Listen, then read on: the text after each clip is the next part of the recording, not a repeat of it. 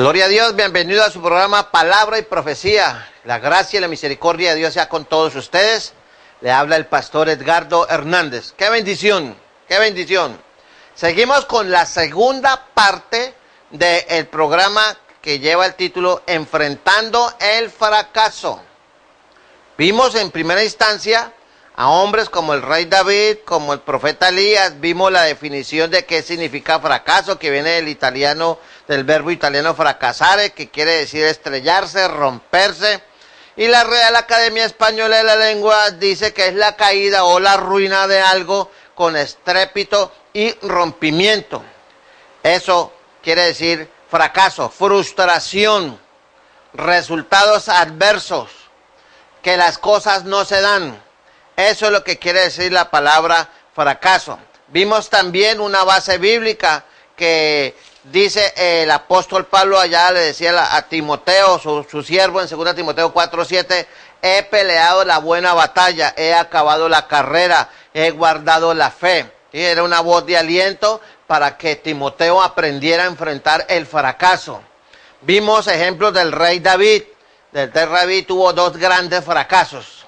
Uno, cuando la gente enemiga de él, cuando él tenía en Siclac a toda su familia con los 400 hombres de no muy buena reputación, él fue llevado, todos en su familia fue llevada, las esposas, los hijos, los animales, todo le quemaron, todo ese sitio, el hombre tuvo una pérdida terrible. Eso está ya en 1 Samuel capítulo 30, verso 1 al 6, que la otra vez lo leímos.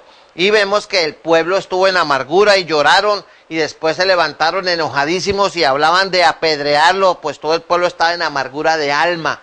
Vimos la sensación que sienten miles de compatriotas y de personas en el mundo cuando le secuestran a una persona, cuando fracasa ver sus hijos. Por ejemplo, ahorita que es final de año, muchos padres en la parte académica se sienten fracasados al ver que sus hijos como que los traicionan, no tienen los resultados académicos que ellos querían, van al colegio y les dan un boletín que dice su hijo no puede ser promovido al grado siguiente porque perdió tantas materias.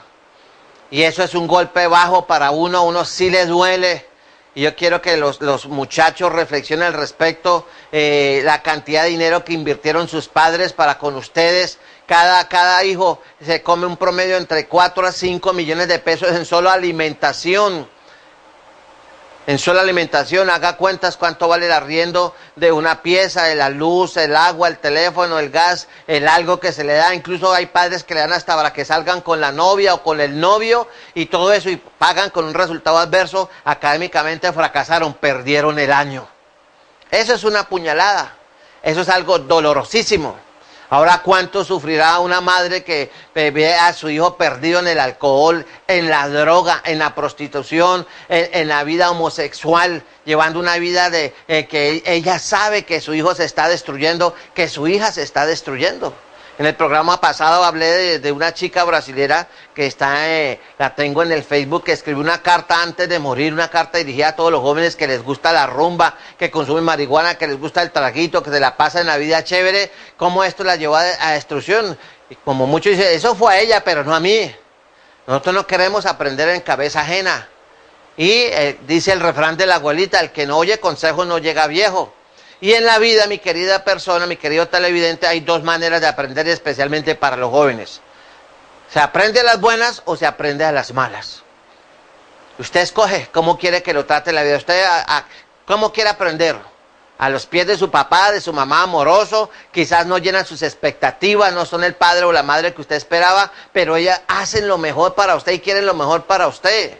Si es que usted tiene la suerte de tener padres, si a usted le tocó solito, entonces usted tiene que, a pesar de esa sensación de vacío y de preguntarme por qué me tocó a mí, Dios sabe, Dios sabe. Yo por lo menos tuve un padre supremamente violento, muy virulento conmigo, y yo no entendía, yo cuestionaba a Dios, ¿por qué me dio Dios un padre tan violento, tan agresivo, tan falto de amor?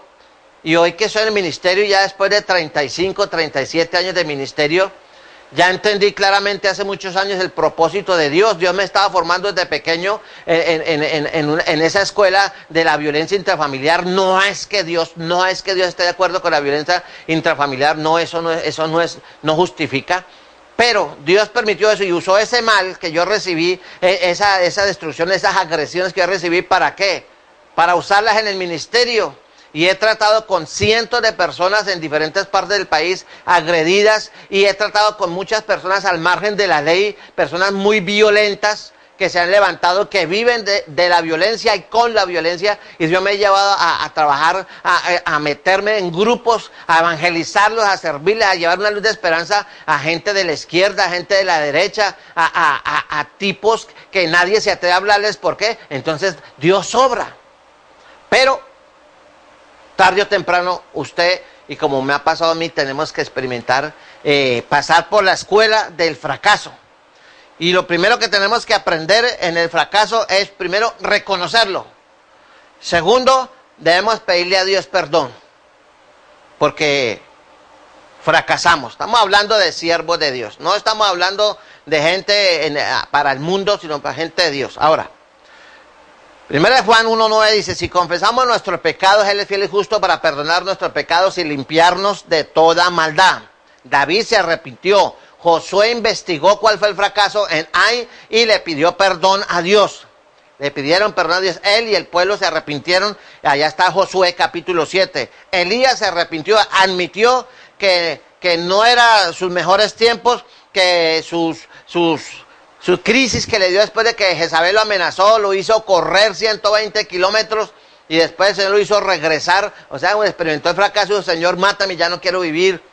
¿Cuánta gente no le dice a Dios: quítame la vida, ¿para qué vivo? No quiero amanecer, mi vida no tiene sentido. Todas esas son experiencias terribles, dolorosas de fracaso. ¿Cuánta gente no llora a diario? ¿Cuántas mujeres no lloran su fracaso en el hogar, el fracaso con sus hijos? ¿Cuántos empresarios no lloran angustiados, arrinconados por el mundo de facturas y llamadas tenebrosas que les hacen? Hasta los delincuentes los llaman: usted tiene que pagar, usted tiene que darnos porque lo vamos a asesinar, vamos a secuestrar el hijo. Todo eso es una cosa terrible. Vivimos en un mundo donde la experiencia del dolor y la angustia es el pan de cada día.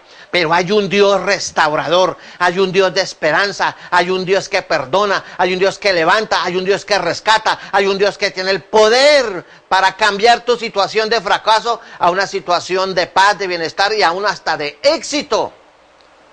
Recuerde lo que dice Filipenses 4:13: todo lo puedo en Cristo que me fortalece. Por eso, siervo de Dios, sierva de Dios, familia que se siente fracasada, hay un Dios que tiende la mano y dice: levántate, levántate. Mire, la hermana de Lázaro le dijo: maestro, llegaste tarde, hace 4 días se murió, está enterrado. Y él dice: llévame a la tumba y corran la piedra. Ay, Dios, usted está loco, Jesús. ¿Usted cómo se le ocurre semejante locura? ¿Qué va a hacer? ¿Qué va a hacer? Ya no hay nada que hacer. Y Jesús no le prestó atención y dijo: quiten la piedra. Y se paró frente y dijo: Señor, gracias te doy porque siempre me escuchas. Y clamó al Señor y llamó con voz de autoridad: ¡Lázaro, levántate! ¡Sal fuera, Lázaro! Y Lázaro, todo el mundo quedó en suspenso, en una actitud, me imagino ese silencio sepulcral, todo el mundo en la expectativa: ¿qué irá a pasar? Y salir de la oscuridad y ver una cosa, ¿sí? Usted se imagina cuando empezaron a ver una sombra y una cosa así, que se movía a saltitos, porque el hombre estaba embalsamado y empezaba a moverse así, y empezó a saltar, y cuando vieron en la puerta de la tumba a Lázaro, que todo el mundo, ¡oh! Y todo el mundo echó de para atrás asustado: Dios, no puede ser, no puede ser, un milagro, esto no puede ser, ¿qué pasa? ¿Sí? Y él dice: desatarlo y dejarlo ir. La familia de Lázaro está experimentando un fracaso porque perdió un ser querido. Pero Dios puede hacer de tu fracaso una experiencia gloriosa si usted se atreve a confiar en Dios.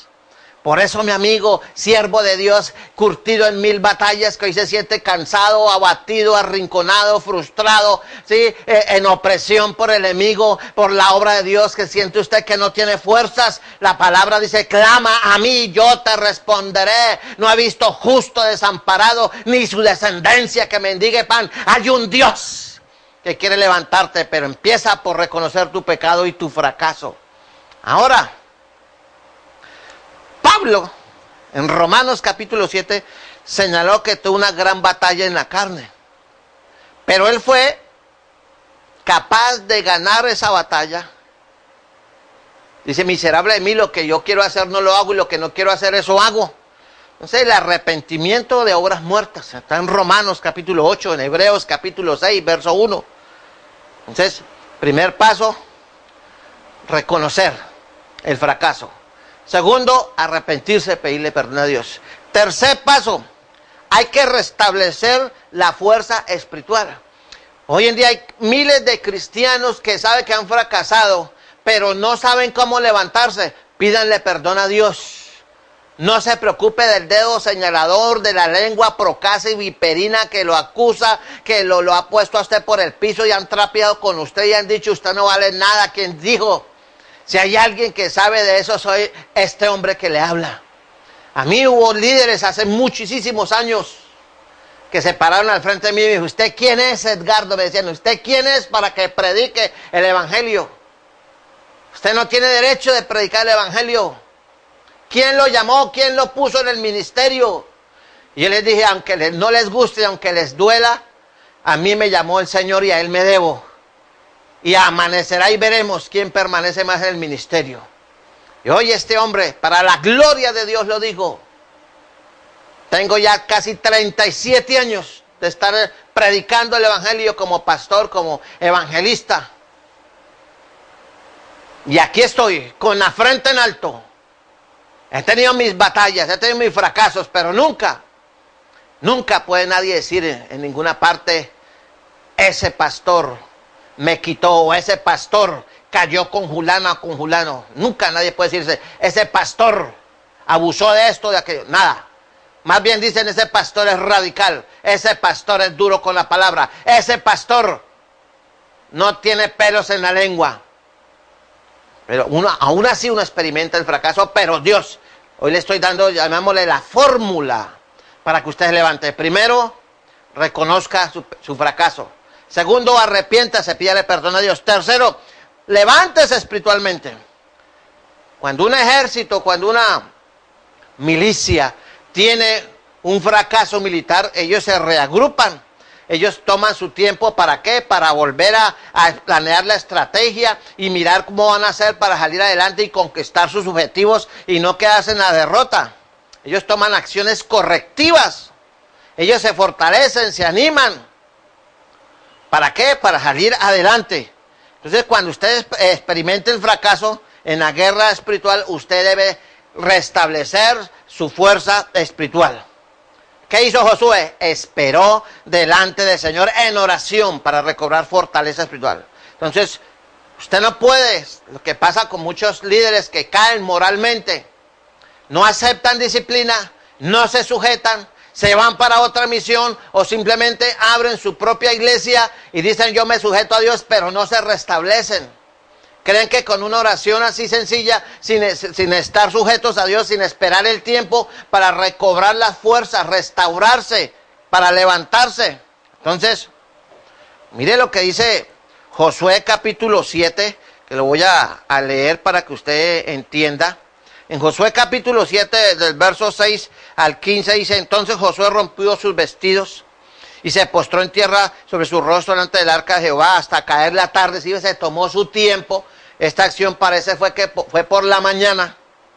Y dice, él y los ancianos de Israel y echaron polvo sobre sus cabezas. Y Josué dijo, ay Señor Jehová, ¿por qué hiciste pasar a este pueblo de Jordán para entregarnos en las manos de los amorreos, para que nos destruyan? Ojalá nos hubiéramos quedado al otro lado del Jordán. Dice, ay Señor, ¿qué diré yo?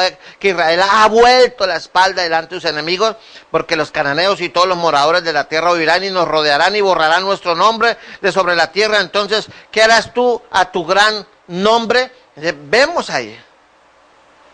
¿Y qué le dijo? Hasta que Josué no confesó su pecado, hasta que los ancianos no se humillaron, se apostaron por horas delante de Dios, entonces vino. Fue después del arrepentimiento, fue después de la confesión, del reconocimiento del fracaso, que Dios le habló a Josué. Pero él tuvo que humillarse delante de Dios. Y ese es uno de los problemas. Que la gente cree hoy en día hacen oraciones tipo ambulancia, fast, rápidas, en microondas. Señor, yo te pido perdón por lo que me pasó, yo no lo vuelvo a hacer, amén. Pero no hay un verdadero arrepentimiento, por lo tanto se levantan y meses después vuelven a fracasar, entonces le echan la culpa al diablo. No, señor, tiene que haber un verdadero arrepentimiento. Aquí vea, ellos se rompieron sus vestiduras, o sea, en símbolo de total desagrado, de muestras de dolor profundo. Eso fue lo que hicieron. ¿Y qué le dice el Señor después de que hicieron eso? Y permanecieron por horas clamando, gimiendo y llorando de todo corazón delante de Dios. Dice, y Jehová le dijo a Josué, levántate.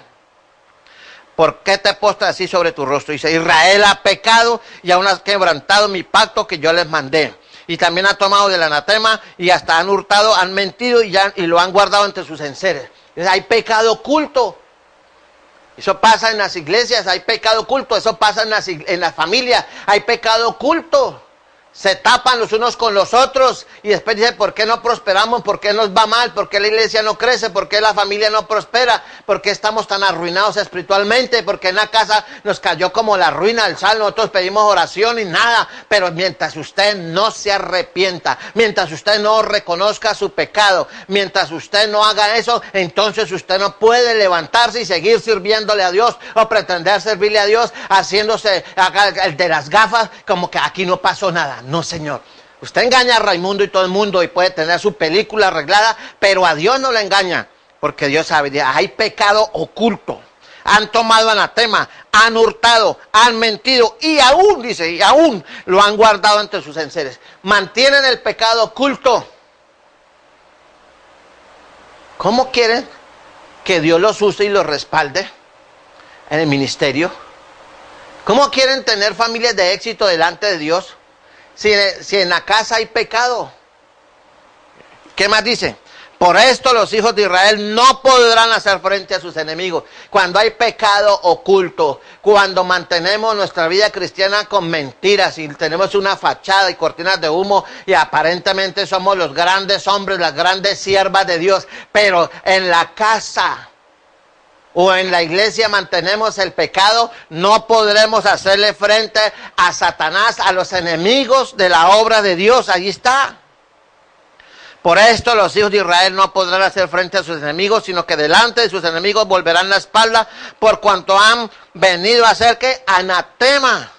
Ni estaré más con vosotros, si no destruyereis el anatema de en medio de vosotros. Hay que sacar el pecado de nuestro corazón. Hay que sacar el pecado de nuestra familia. Hay que sacar el pecado de la iglesia. Hay que sacar el pecado del ministerio. Mientras las obras, mientras los siervos, mientras los padres y las madres, mientras los jóvenes, mientras las personas cristianas mantengan oculto su pecado, porque nadie ve y que nadie se entere y todo el mundo hágase el loco, entonces nosotros no tendremos la autoridad de pararnos frente al enemigo y avanzar y conquistar esta tierra para Jehová de los ejércitos, para el Cristo de la gloria, porque el pecado no nos deja y vendrán los enemigos y hollarán y el diablo entrará como Pedro por su casa en la iglesia y habrá más pecado, más mundanalidad y más desidia espiritual y más tibieza y más muerte y más vida de desierto en los hogares, en las iglesias y en los ministerios.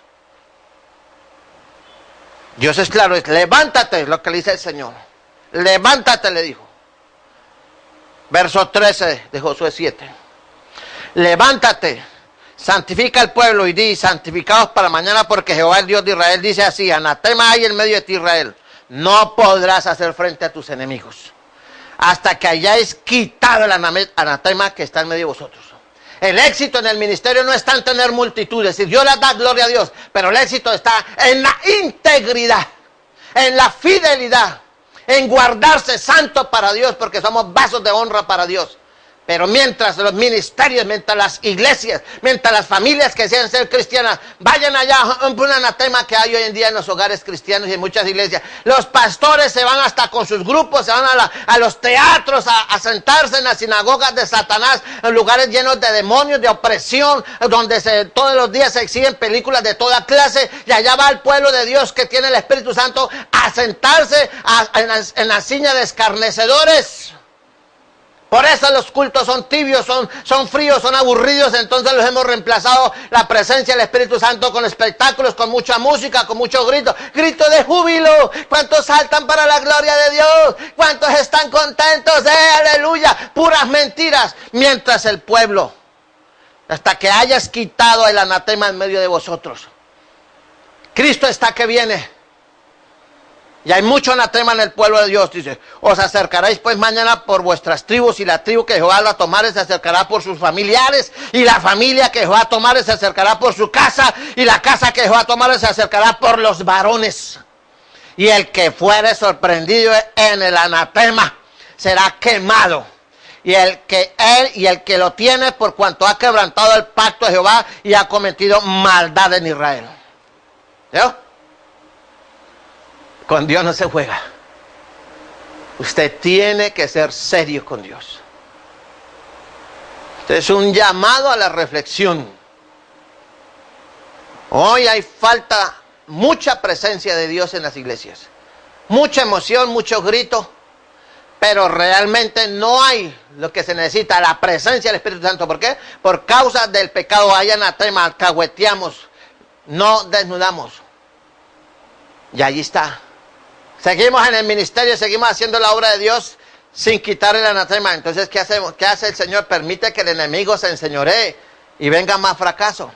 Entonces, si confesamos nuestros pecados, Él es fiel y justo para perdonar nuestros pecados y limpiarnos de toda maldad.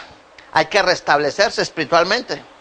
David ayunó, oró después de su fracaso con Betsabé. Ahí está el tremendo Salmo 51 y el Salmo 52. Él reconoció.